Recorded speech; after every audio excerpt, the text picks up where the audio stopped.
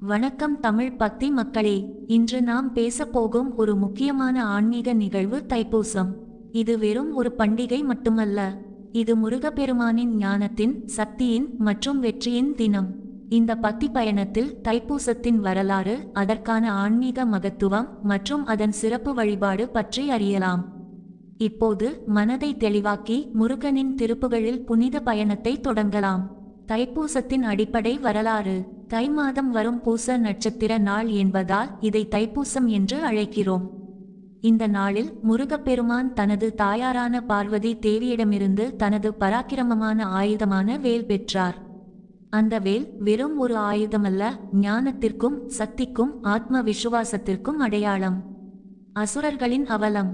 மூவுலகையும் சிதறடிக்கும் அசுரர்களின் தலைவனாக சூரபத்மன் உருவாகி தேவர்கள் அஞ்சும் நிலைக்கு வந்தனர். இந்திரன் உள்ளிட்ட தேவர்கள் சிவபெருமானை அடைந்தனர். சிவபெருமான் தனது அதிசய சக்தியால் கார்த்திகேயனை, முருகனை உருவாக்கினார். குறுகிய காலத்திலேயே முருகன் யோகத்தில், ஞானத்தில், வீரத்தில் சிறந்து விளங்கினார்.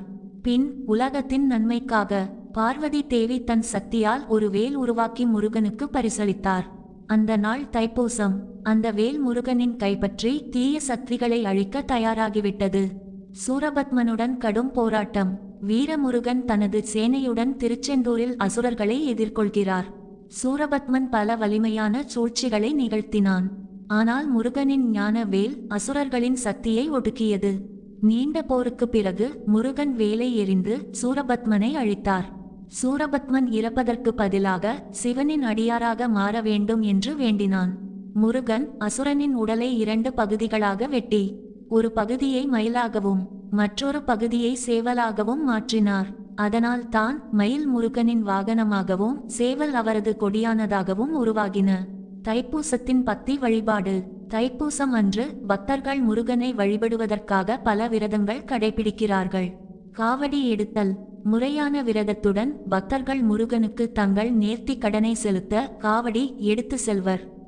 பால்குடம் சுமத்தல். பக்தர்கள் பால்குடம் சுமந்து சென்று முருகன் மீது அபிஷேகம் செய்வர். வேல் வழிபாடு. முருகனின் வேலை சுத்தம் செய்து அர்ச்சனை, தீபாராதனை செய்யப்படும். பஜனை, கிருத்திகள் பாடுதல்.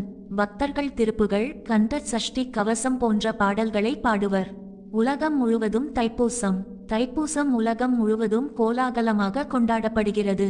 தமிழ்நாட்டில் திருச்செந்தூர், பழனி, திருப்பரங்குன்றம், சுவாமிமலை, குன்றக்குடி, பழமுதிர்சோலை போன்ற ஆறுபடை வீடுகளில் சிறப்பாக கொண்டாடப்படுகிறது. மலேசியா, சிங்கப்பூர், இலங்கை போன்ற நாடுகளில் 10 லட்சத்திற்கும் அதிகமான மக்கள் பங்கேற்கும் பேரணிகள் நடைபெறுகிறது. மலேசியாவின் பத்துமலை முருகன் கோயிலில் பக்தர்கள் காவடி சுமந்து தங்கள் பக்தியை வெளிப்படுத்துகிறார்கள். தைப்பூசத்தின் ஆன்மீக அர்த்தம். தைப்பூசம் என்பது தன்னம்பிக்கையின், கடின உழைப்பின் மற்றும் நேர்மையின் அடையாளம். முருகனின் வேல் என்பது ஞானத்தின் ஒளிக்கியில். தீயை அழிக்கத்தான் அல்ல, நம்முள் இருக்கும் அறியாமையை அழிக்கவும். முருகனை வழிபடுபவர்கள் தைப்பூசத்தில் விரதம் இருந்து மனதையும் உடலையும் தூய்மைப்படுத்துகிறார்கள். நாம் அனைவரும் முருகனின் திருவடிகளை நினைந்து பக்தி, அறம் மற்றும் கருணை மிகுந்த வாழ்க்கை நடத்த வேண்டுமா?